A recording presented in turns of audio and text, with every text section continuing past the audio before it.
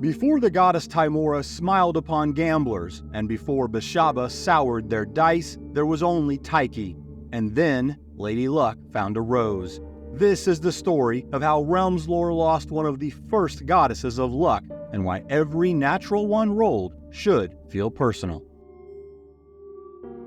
The goddess of luck smiled, entirely unaware that her brilliant blue eyes were now polluted with clouds of infection, like black ink dripped into the blue of a pristine ocean.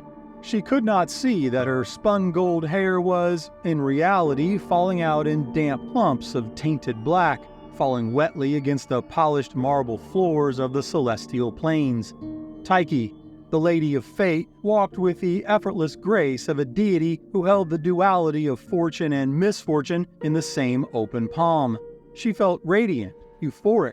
A vibrant, beautiful warmth pulsed against her temple, right where she had tucked a perfect crimson rose. She thought the warmth was divine affection, that the sweet scent filling her lungs was the flawless fragrance of a lover's apology.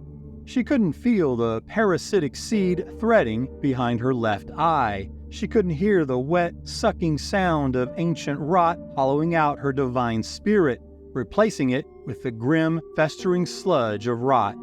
An ancient, insidious, dark curse had numbed her awareness, flooding the dying consciousness of her essence with a blinding delusion and narcotic bliss.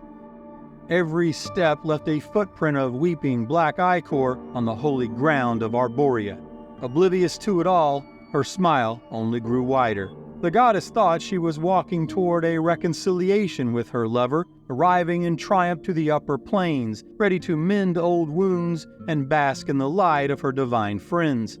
The goddess of fortune had no idea her own fate was already sealed, and she had no idea of the horrific, violent mercy her friends were forced to enact.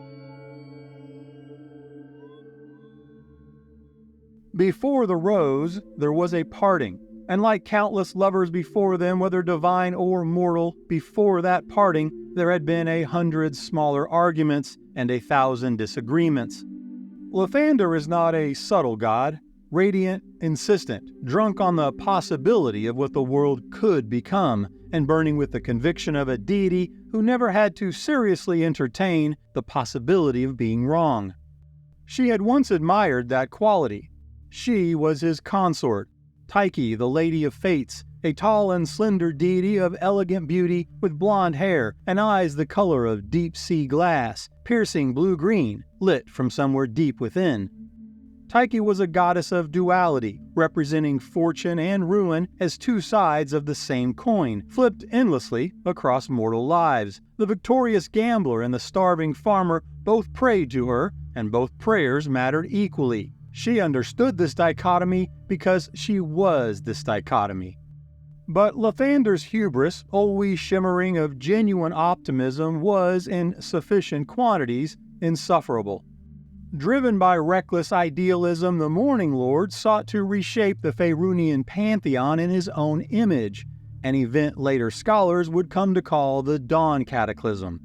A grand reorganization set about with the confidence of a deity improving a divine garden, pulling up what he deemed as weeds and replanting divinity as he saw fit, dismissing the gods who opposed him as lacking insight. The Dawn Cataclysm had shattered the heavens, triggering a divine war that had left the goddess Myrdain, lesser deity of pragmatism and reason, vulnerable to a fatal strike by the bitch queen and sea goddess Umberly. A crime of Lathander's vanity and ego that Helm, god of protectors and lover of Myrdain, would not forget in the centuries to follow. But none of this made the Morning Lord reconsider. Lathander's greatest sin was not that he wanted the world to suffer. His sin was that he blindly believed such suffering could be justified if the waiting dawn on the far side was bright enough. Tyche had now witnessed the ruin of this unfolding conflict for longer than she cared to admit. The goddess of fate had first watched with interest, then skepticism, and finally with a sharp-edged opposition that she could no longer reconcile.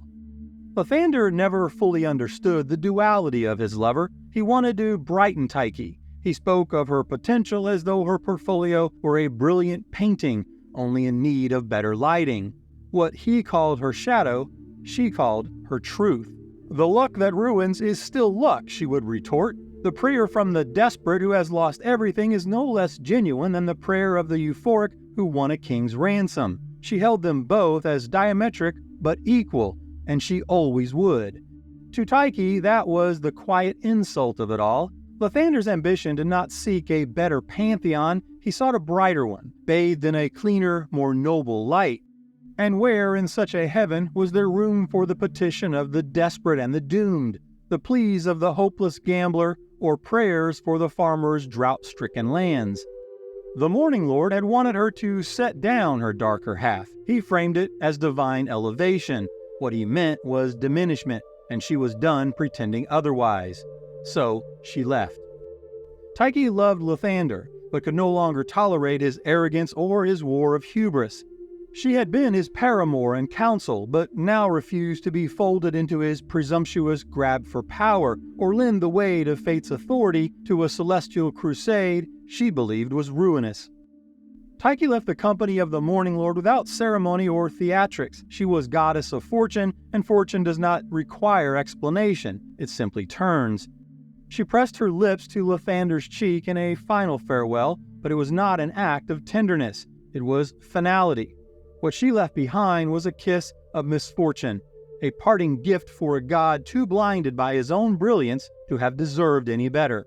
Tyche would set off to wander the world, alone, but Lathander would feel that departing kiss for centuries to come.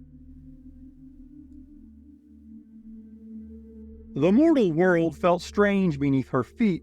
Tyche had walked among humans, elves, dwarves, and stranger children of Torel many times before, but always with purpose: to tilt a wager, test a hero's courage, sour a tyrant's certainty, or balance the desperate mortal choices towards miracle or ruin. Now she simply wandered, a deity manifest into form that could feel the wind against her skin and the soft earth beneath her toes. Lady Fate passed through the realms as mortals called and cursed her name without knowing she was near. From dice cups to ship decks, to gallows crowds, and the trembling silence before a king made the wrong decision. Mortals had prayed for fortune's favor since before the first civilizations raised flame and voice to the sky in ritual and prayer. Recently, however, those prayers went unanswered more often than not. The gods were busy choosing sides in Lathander's war, and the world below was learning what mortals always learn when the heavens go to war: the innocents suffer first. Her wandering carried her upward, away from the scarred lowlands and the ashen memory of the dawn cataclysm's reach. She climbed into the high mountains of Toril, where the air thinned and the world fell silent beneath a vast, indifferent sky. Here the divine wars were nothing but a distant, shifting aura in the night sky. The stone beneath her feet was cold, carrying the brisk smell of snowmelt and old granite. Tyche paused to reflect on the dawn cataclysm and its impact on these lands already once scarred by the arrogance of Netherese wizards. The world endured. That was the lesson Lathander never seemed to learn. The realms did not need a god to perfect it. It needed the gods to stop breaking it. Snapping back from contemplation, Tyche realized her feet had carried her to a high mountain shelf she did not remember choosing. The wind dropped. The cold air went suddenly still. The sight her eyes captured next stopped her cold from 40 feet away. Sprouting solitary from a crack in the stone, a vivid contrast against the surrounding gray of cold desolation, grew a rose of impossible beauty. A single, perfect flower, its brilliant petals of crimson, pink, and soft golds so vibrant they seemed to drink the meager light around them.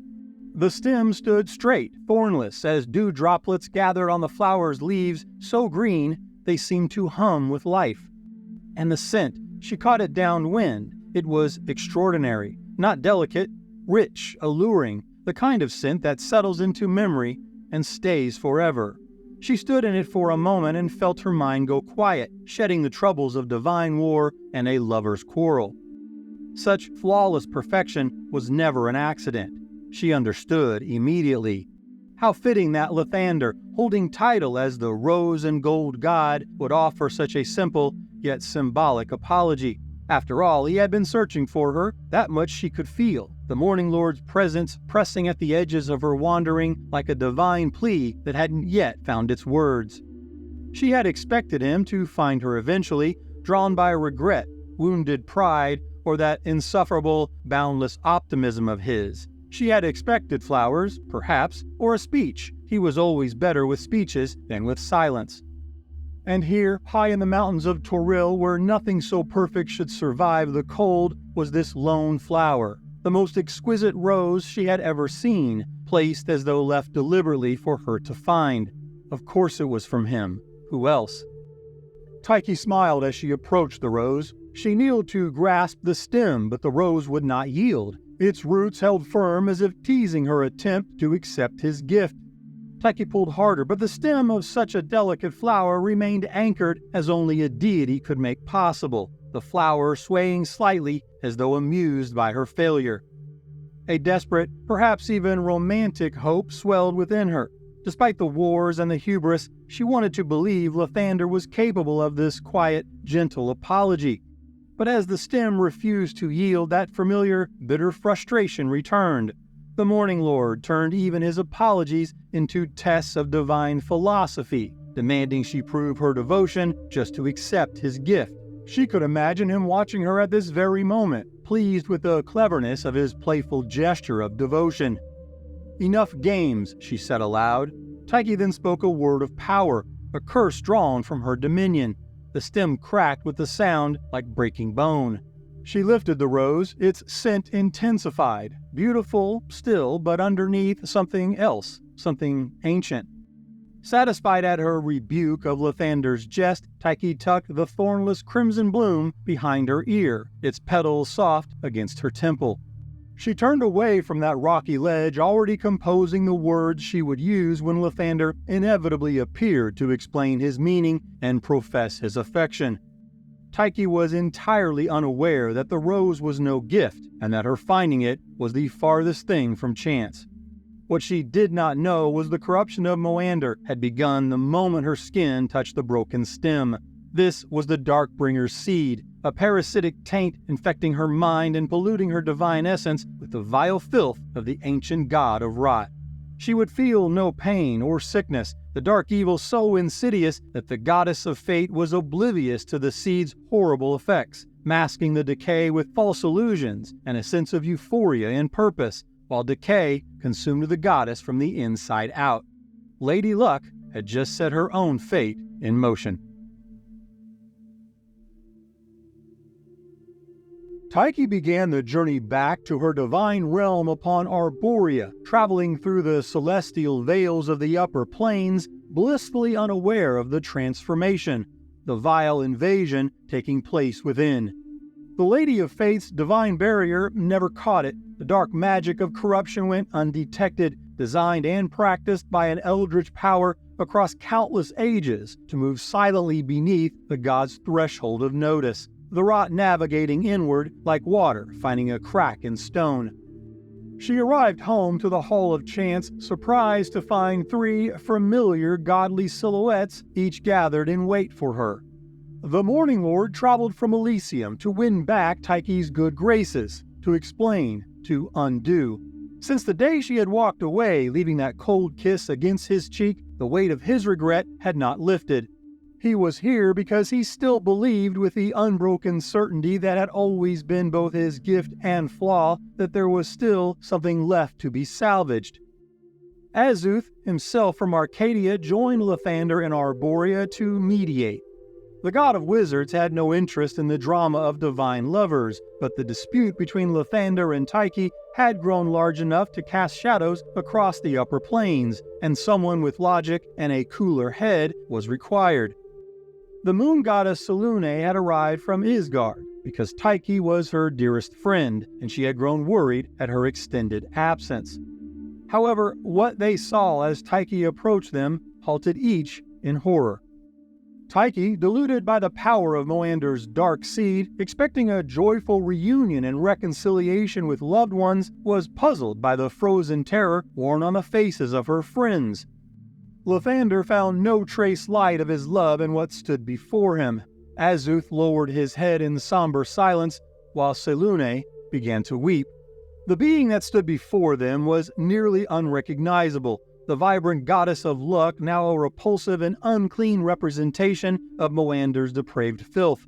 The beautiful rose behind her ear had long ago bloomed into a pulsing, diseased mass, its alluring scent long vanished. In its place was the foul, overpowering stench of fetid waters and revolting decay. It was only when Tyche saw the shocking terror turned pity on Selûne's face that she realized something dire was wrong, and she would soon learn that her expected homecoming was about to become a terrible act of mercy. The narcotic veil of Moander's deception shattered like brittle glass the moment Tyche peered into Selûne's weeping eyes. Gods do not cry easily, and the sheer depth of the Moon Maiden's sorrow pierced the fog of lies that had insulated the mind of a goddess from the anguish of her reality. The aura of falsehood gave way to a sudden sensory onslaught of unimaginable horrors. The sweet, alluring scent of the rose turned rancid, filling Tyche's mouth and lungs with the nauseating stench of death. Trembling, the goddess of fate raised her hands. Where she expected to see smooth, fair skin, she saw unfamiliar, withered, gray, and desiccated flesh. Panicked with realization, she reached for the side of her head, her fingers immediately recoiling at the touch of the spongy, throbbing mass where the perfect crimson rose had once been placed. She turned to find the heartbroken gaze of Lathander as she opened her mouth to call, but her voice was a wet, guttural death rattle. The Morning Lord, confused, saddened, and repulsed, took a step back. For the first time in his existence, he was without words or optimism, his mind unable to process the horrific distortion caused by a rose he never sent. In a microscopic window counted in split seconds, the realization of the dying goddess met her best friend's gaze. It was not a plea to be saved, it was a plea to be stopped. But Selûne would not accept that Tyche was gone, not yet anyway, not while a single thread of her friend's true self remained visible. Still, the moon goddess did not hesitate. With tears streaming down her face, Selûne called down the full lunar power at her command. Not the gentle luminescence that guides a ship's sails or comforts lost children. This was the raw silver fire of the moon at its most absolute, and Selûne aimed it directly at the corruption fused inside her dearest friend. Not to destroy, but to purify. She would burn the rot away and purge the Darkbringer's seed from Tyche's essence, returning what remained to the light. That was her intent and her prayer. Tyche screamed. It was a sound that would scar the memories of the gods who heard it until the end of time, a shrieking echo of two voices being torn apart. It was an act of forced division, rending the fabric of fate and cleaving the uncorrupted elements of Tyche's spirit away from Moander's polluting magic. When the blinding silver light finally faded, Tyche, the Lady of Luck, was gone. But in the lunar afterglow lay two female silhouettes. The first rose from the epicenter of the blast, gasping for breath. She was diminutive in stature, a slender maiden with short brunette hair and boyish tomboy features. She was a goddess, and she would come to be called Tymora, Lady Luck, stripped of shadow, pure but traumatized. A few feet away, a second figure began to laugh. She rose from the remnant concentration of Moander's foulness. She was not made of rot, but perhaps shaped by it. Born of the bitter cradle of spite, her form coalesced into a beautiful but sinister woman with stark white hair, pale chalk-white skin, and intense yellow-rimmed eyes ablaze with something between malevolence and insanity. This dark twin would come to be known as Beshaba.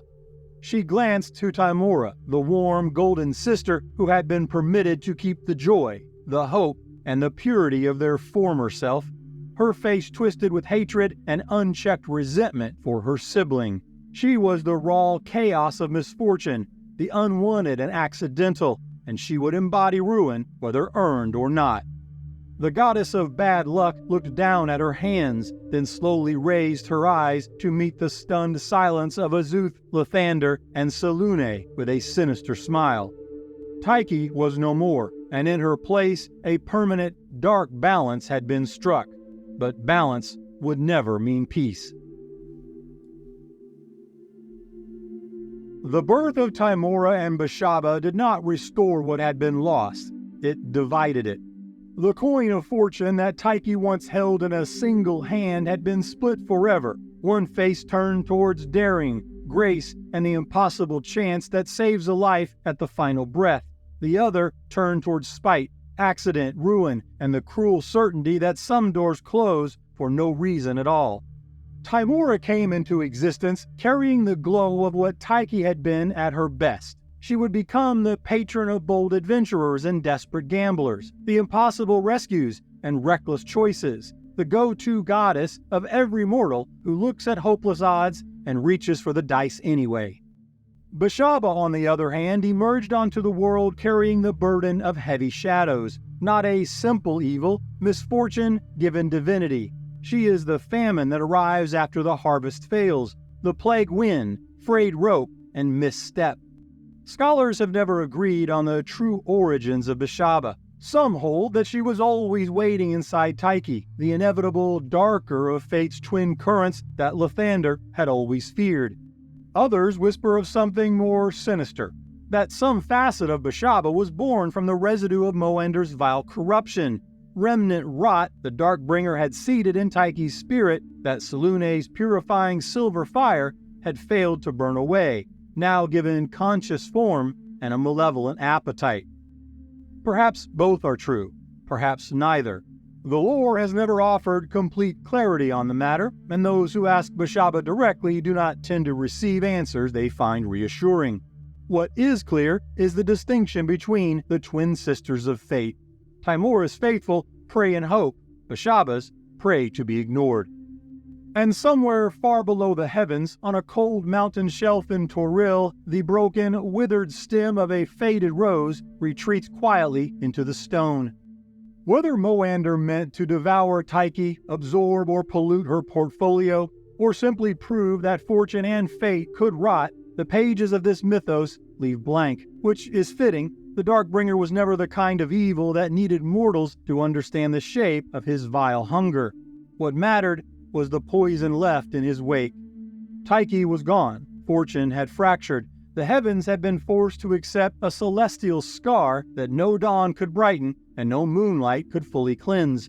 And in the bleak silence of a deserted hall of chance, Lathander finally understood what he had done. He had not planted the rose, but his hubris had paved the road that led her to it. The rose and gold god, champion of light, renewal, and every bright beginning, fell to his knees in loss, a tragic ending that would never see a new dawn. And in that somber moment, Lathander felt the heavy, lingering weight of Tyche's final parting kiss of misfortune. So the next time a player rolls a nat 1 and the table groans, just remember that may not be as random as you might think. Perhaps Beshaba, born in the aftermath of a dark god's rot and a moon goddess's tears, has lowered her gaze upon your table, doing exactly what she was always made to do. Tell me down in the comments about the most devastating natural one Beshaba has ever cursed your table with. And if you survive the Lady of Doom's gaze today and enjoy the darker side of lore, maybe show your support for the channel with a like, sub, and hype, or check out my Patreon and tip links in the comments. Let's do it again real soon. Until then, take care, my friends.